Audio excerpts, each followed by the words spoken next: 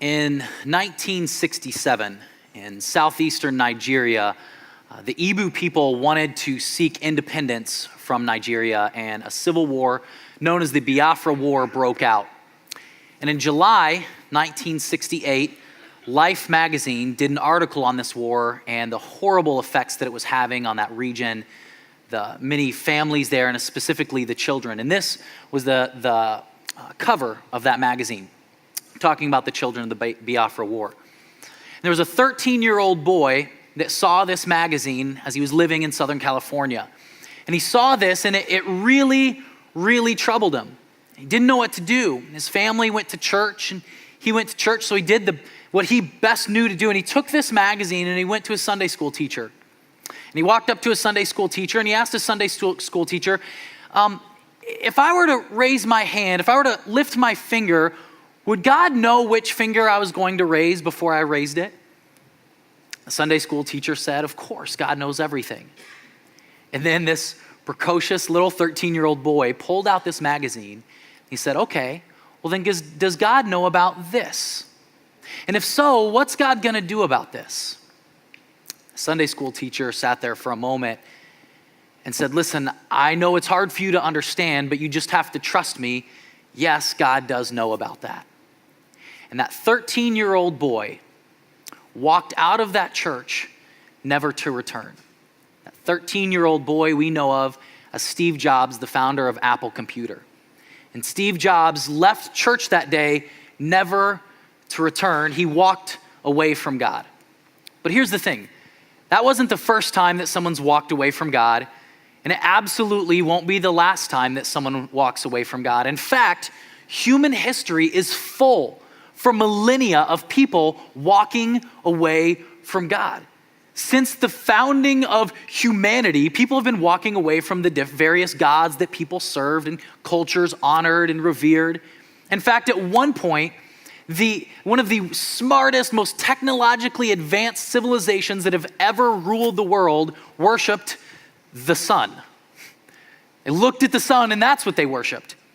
And then people quit believing in that God and they started believing in the gods of Jupiter and Zeus, and people have since quit believing in those gods. In fact, in the Roman Empire, the zenith of human civilization up to that point, they worshiped the deified emperors, the Caesars. The leaders of that nation declared themselves God, and that's who the Romans worshiped. They worshiped Caesar. They worshiped the emperor.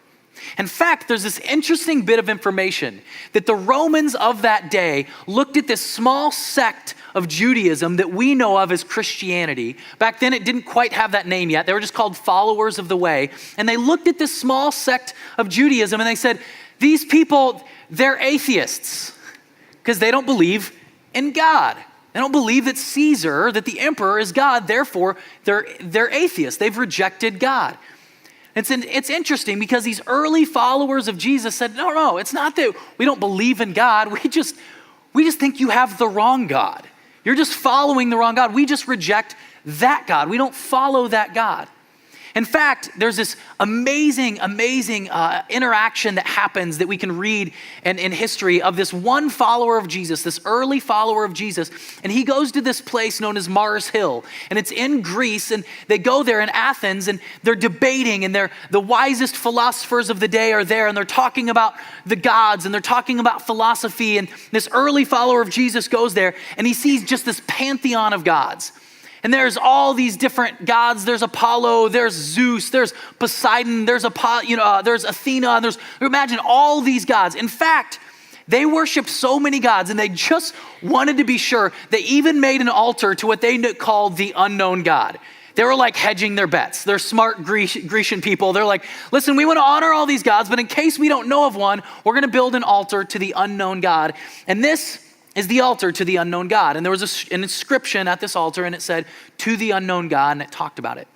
And this early follower of Jesus goes there and he sees all of their statues and he says, I see that you're a very spiritual people. And in fact, he's looking around and he sees this and he goes, but I actually come to you on behalf of this unknown God. And he gives this just amazing, probably one of the best sermons ever. And he talks about, and he uses their own poems and their own songs. And he's using language of their day to talk to them about God, the God that he followed. And he's saying, listen, I've rejected the gods that you talk about, but I come to you on behalf of this God. See, throughout human history, people have been rejecting one God or another. We've been moving on from one God. There's very few people that I know of that still worship Zeus. You know, people have evolved and they quit following those gods and they become atheistic towards those gods. In fact, there's a famous atheist in his book, The Devil's Chaplain. He writes, this is Richard, or I believe it's Richard Dawkins, I believe. He says this.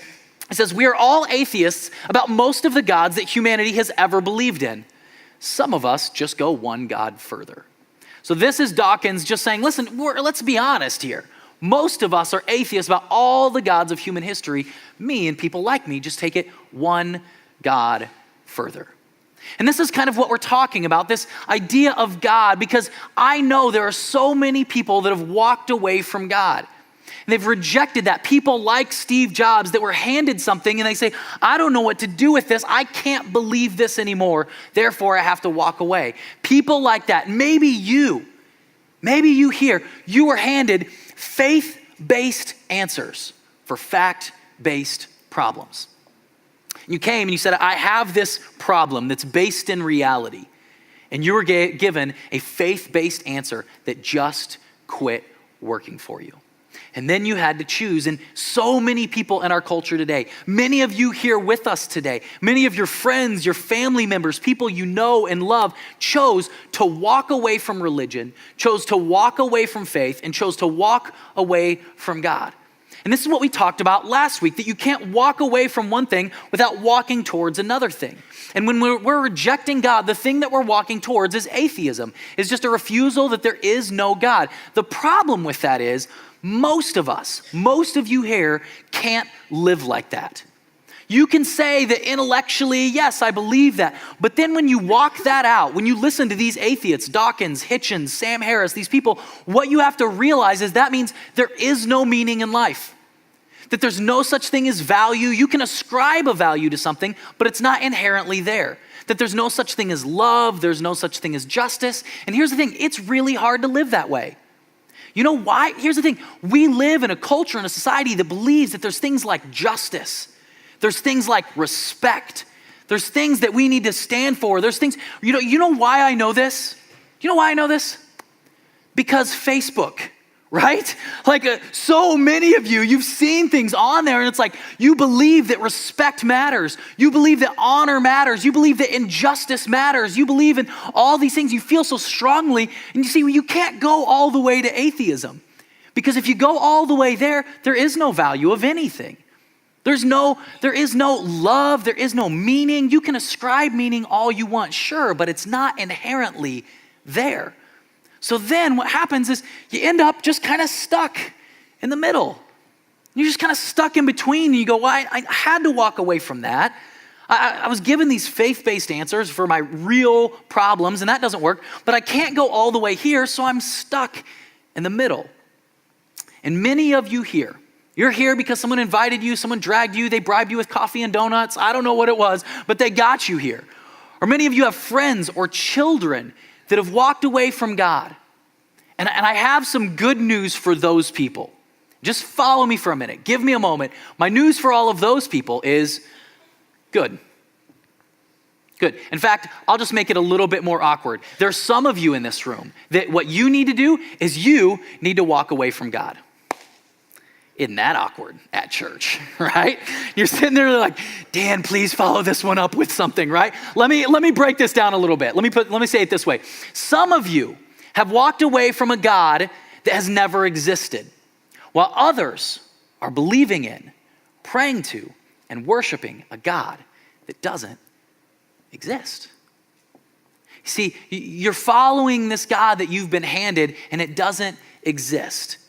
And most of the people, I would probably say all of the people that have rejected faith, that have rejected what the church has handed them, that have rejected God and walked away, what they're really walking away from is a version of Christianity. They're walking away from a version of Christianity because there's lots of different versions of Christianity. And many of you know this. Some of you come from a Baptist version, or you come from a Catholic version, or a charismatic version, or a Lutheran version, or all these different versions. And many people have rejected that version of Christianity. And what they're rejecting, what I mean by a version of Christianity, is what they're rejecting a someone told me so God. Someone told me so God. Well, someone told me that God was this way, and then I had this reality that I just experienced.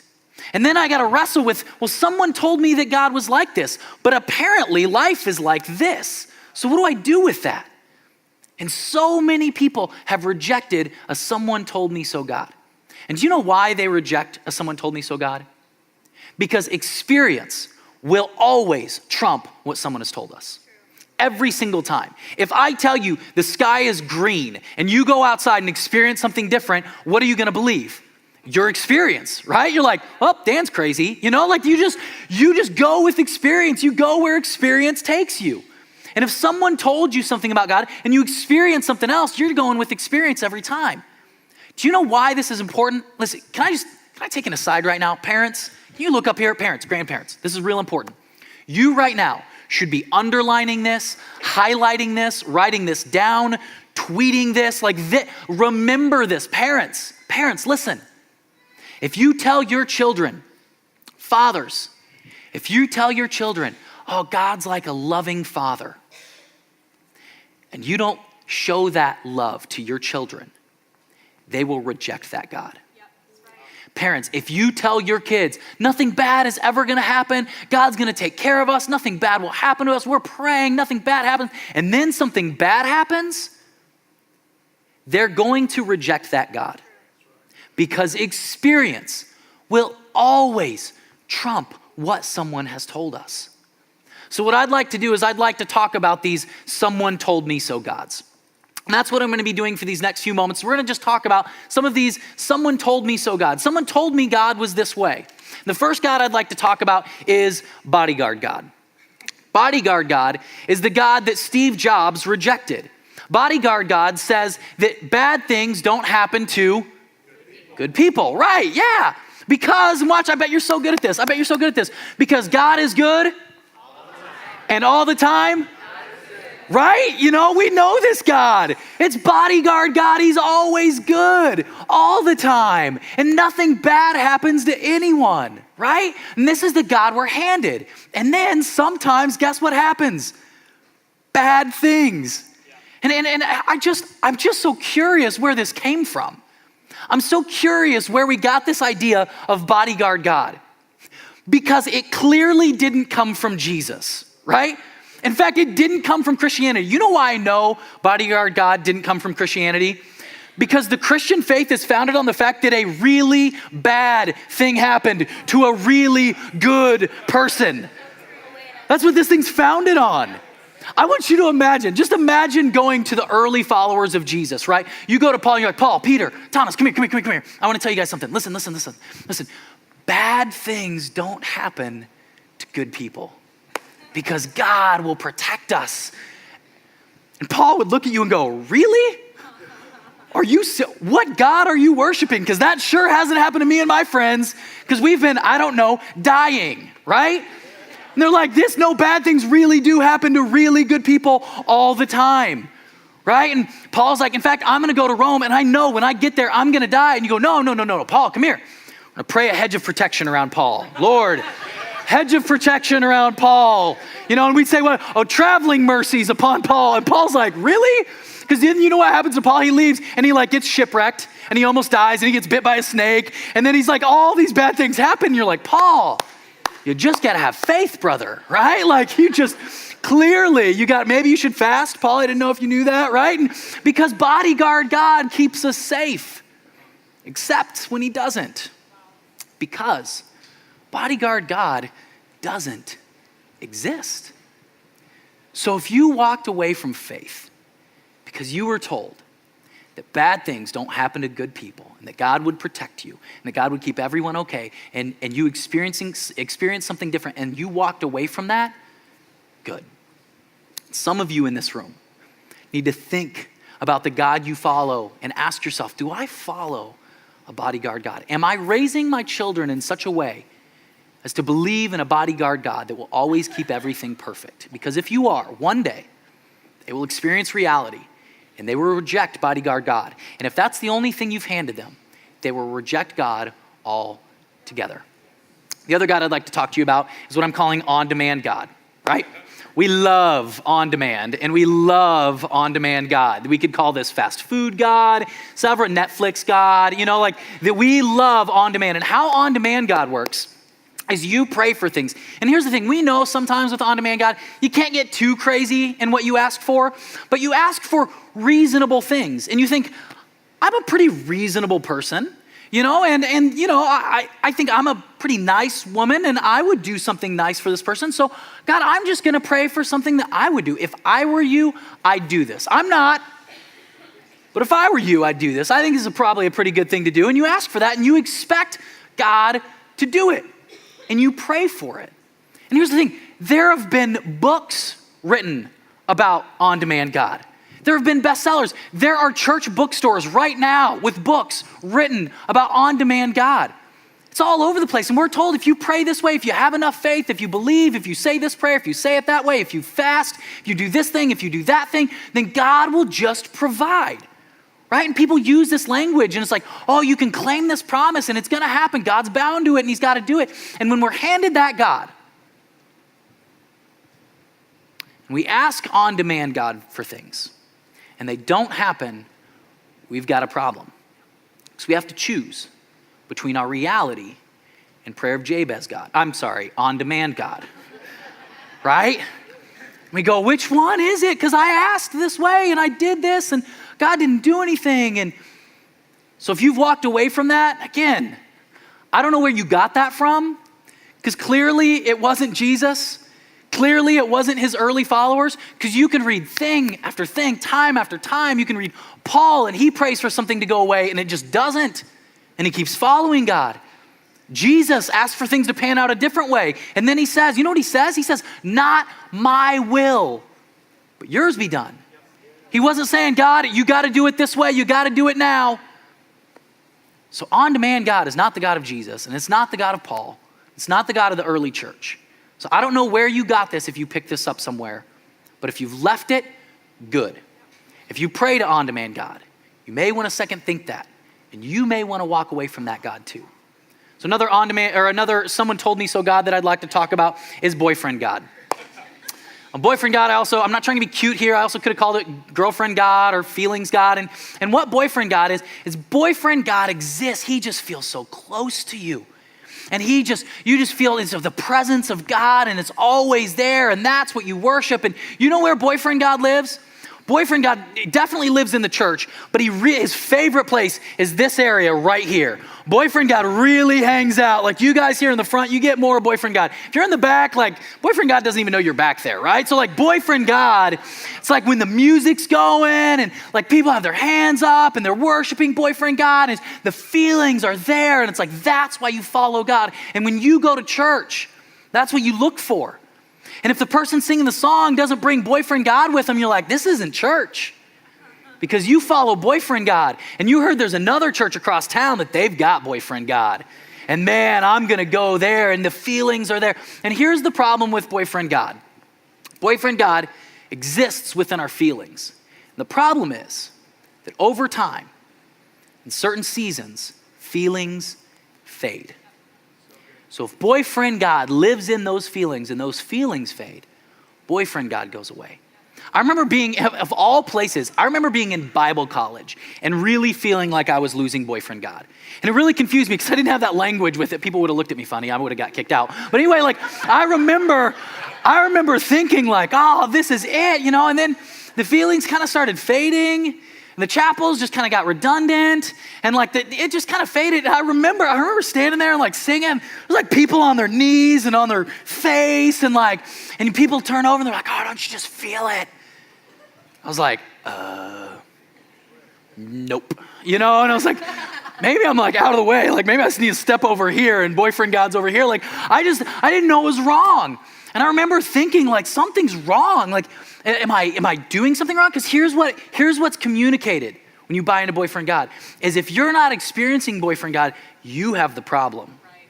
That's true. There's sin in your life, right? You're not pressing in enough. And they tell you weird Christian word things like press in, brother. And they'd say, hold on. And they'd say, just let go. And you're like, which is it? You know, like, I don't know what to do. Like, this makes no sense to me. And they're like, oh no, just you feel it. And they're like, I got nothing, you know?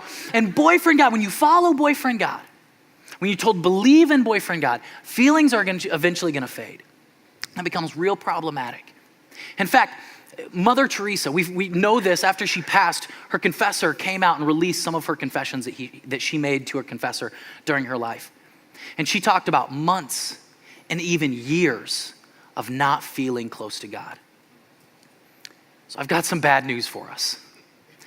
If Mother Teresa spent large chunks of her life not feeling close to God, it's okay if you don't feel that too. You know, like I don't know about you, but if she isn't feeling close to God in seasons of her life as she lived, then you're probably going to go through those seasons too. And it's okay. So if you walked away from boyfriend God, good.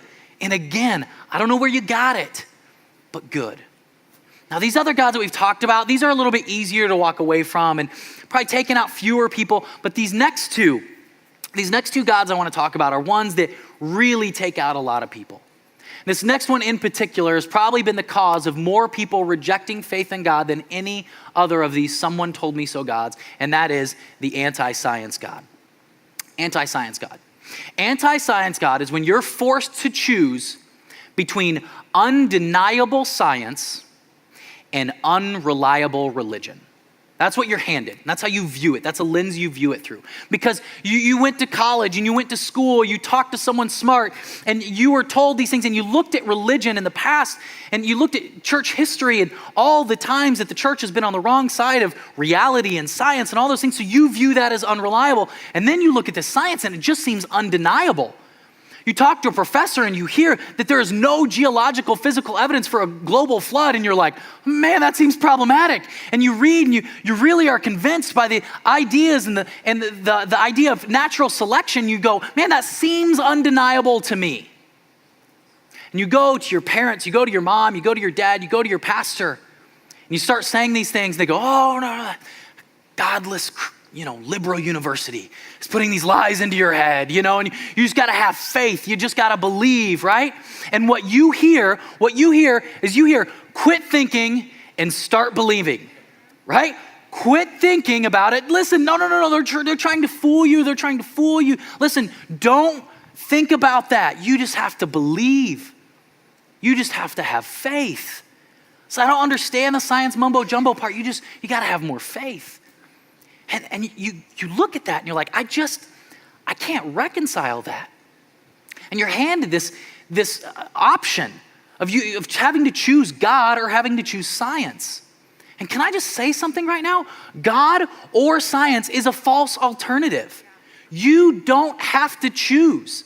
Last Sunday, I stood up here and I talked to a professor of physics that used to teach at Notre Dame and now teaches at Texas State. And he said these exact things. He said, listen, it's a false alternative. You don't have to choose between the two. You can have both.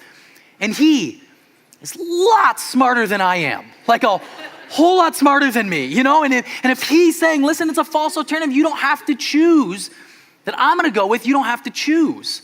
And here's the thing that really rubs me with the whole anti-science God. Here's the problem with that. And if you're not a Christian in this room, if you're not buying into the whole Jesus thing, I'm going to give you some ammo, okay? So I'm going to give you something right now because let's be honest. Those of us that are Christians in this room, okay, I want you to imagine you have a child, parents, grandparents, you guys pay attention. You have a child, and your child is probably maybe a little something like mine, and they're really reckless, and they do something, and they break their arm, right? Okay, so I want you to imagine your child, your grandchild, their arm is broken, and it's doing like gross things, and you're like, not normal, right? And like this is a broken arm, it looks bad, it looks like it needs to be set. You know where you take them? To my house, clearly, right? You take them to the pastor. No, you don't. Not one of you have come to me with your child and their arm is like hanging there and go, Pastor, pray for them. Now listen, I'm not saying it's bad to pray. Again, I'm not saying choose between the two. I will pray, but you go to the hospital, don't you? Every single time you go to the hospital. Listen, and if the doctor were to take x-rays, and they go back and they take x-rays and they look at it, and they have to look, is there a growth plate involved, and there's, nerves and all this stuff, and they come and they're like, okay, and they put the little x-rays up and they sit you down, they're like, this is a pretty serious break. So clearly what we've realized is that God is trying to teach you something. How would you like that, right? You'd be like, shut your mouth, get another doctor, right? Like, fix the kid's arm, we don't want God's trying to teach you something, do we? No, we want a real life, physical, medical explanation, and we want them to fix the arm, don't we? Right? We don't want to, listen, yes, we can pray.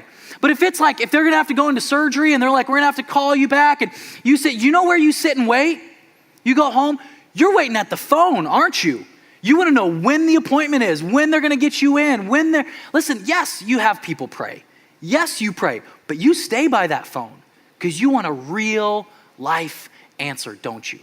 Again, I'm not saying don't pray. I'm not saying that prayer doesn't have power. But what I'm saying is Christians that even lift up AntiScience God, they go to the doctor when something happens, don't they? And when atheists look at that, they see the hypocrisy of that. So if you've walked away, if you feel like you are forced to choose between science or God, I'm sorry, you didn't have to choose. And you have other options. Now, the last someone told me so God that I'd like to talk about is one that these other ones, they're easier to walk away from. But this next one, it likes to hang on.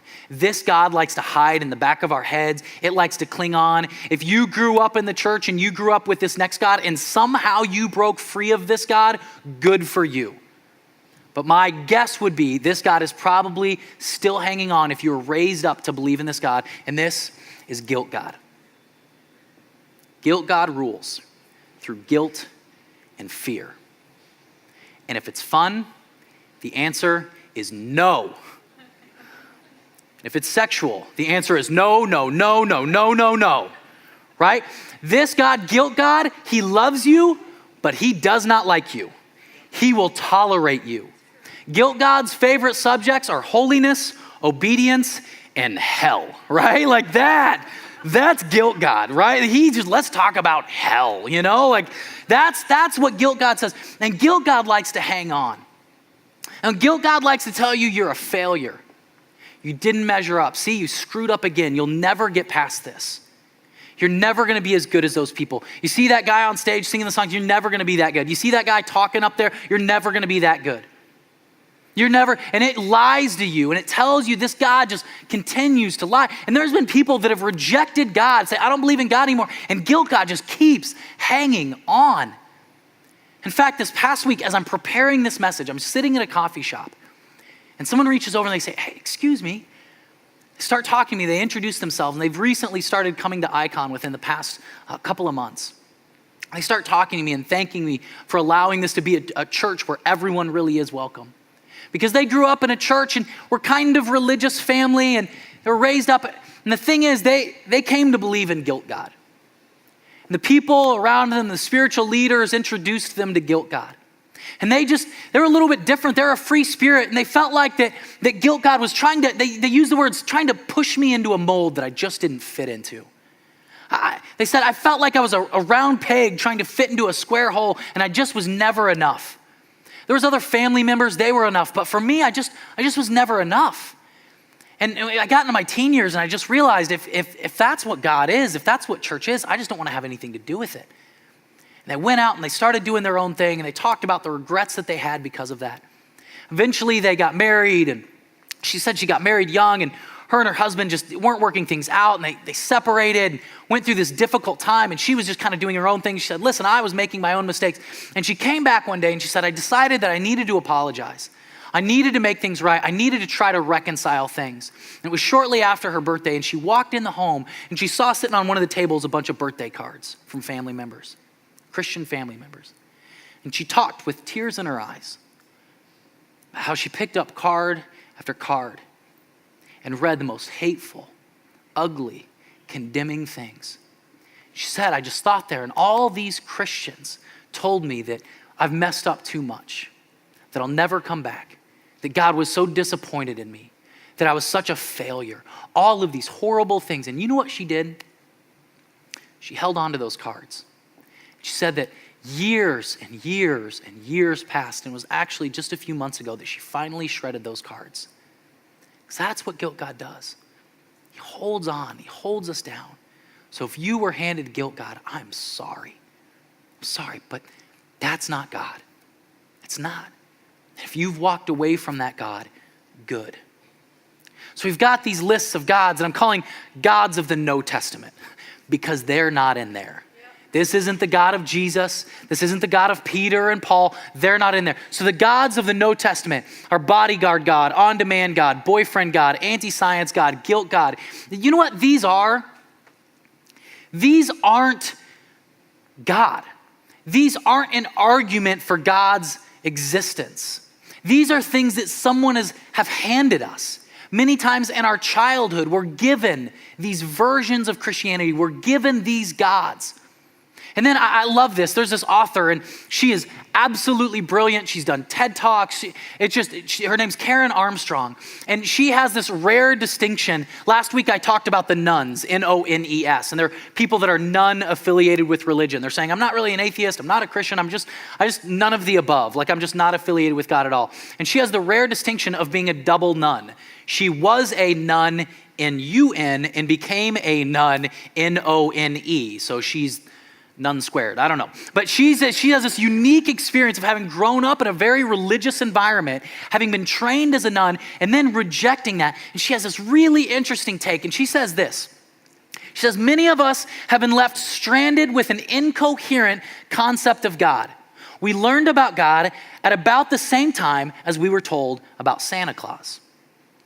But while our understanding of the Santa Claus phenomenon evolved and matured, our theology remained somewhat infantile. Not surprisingly, when we attained intellectual maturity, many of us rejected the God we had inherited and denied that he existed. See, many of you, of these gods of the No Testament, that you've rejected, that your family members and friends have walked away from. These are childhood gods that you were handed, that you're giving, that maybe you took with you into adulthood. And these childhood gods could not withstand the rigors of adulthood. And maybe, just maybe, you grew up, but your God did not grow up with you. Your understanding of who God is never really matured. You see, these aren't arguments for God. You know what these are? These are simply unmet expectations. You were given an expectation that God is like this. It was an unmet expectation. So eventually you rejected it. So my question about these gods that you have, where did your view of the God you struggle to believe in originate? Or maybe, for some of you, the God that you rejected, where did your view of that God originate? Where did it come from? Because someone handed that to you. And I'm just curious where you got it. I'm just curious that maybe that God that you were handed didn't make it into adulthood because you experienced life.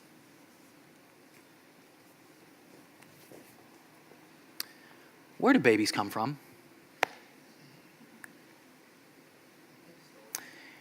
It depends on who's asking. Because if a 5-year-old asks, you answer a certain way. And if a 16-year-old asks, you answer a different way. And if a pre-med student in a laboratory asks, you answer another way.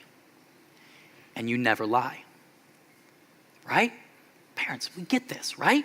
You accommodate to the level of understanding of the person you're talking to, don't you? We do this all the time. Because at some point, mommy's tummy just doesn't get the job done, does it? And the problem is that some of you still have a mommy's tummy God. And you've taken that with you, and it just doesn't work anymore, does it? You've been handed all these things. But I've got some good news for you. I've got some good news. If you walked away, you may have walked away unnecessarily because of a God that never existed in the first place. So if you rejected boyfriend God, AntiScience God, if you rejected bodyguard God, any of those things, if you walked away for whatever reason, maybe, just maybe, you walked away unnecessarily because that God never existed in the first place. And what if there was another option? What if there was a God that is so unbelievably loving and accepting, that is so radical in his approach and how he feels about you that it would transform your entire life? What if there was good news that was way better than you could ever imagine? What if you realized that this God was so good that whatever you believe about God, it's better than that? What if there was a God that could transform not just your life, but your family's life, your relationships, your community, your workplace, our society? Where would we go for that? Who would we talk to discover what that God is like? Because I believe that God exists. And for that, you'll have to come back next week. Let's pray. God, we thank you so much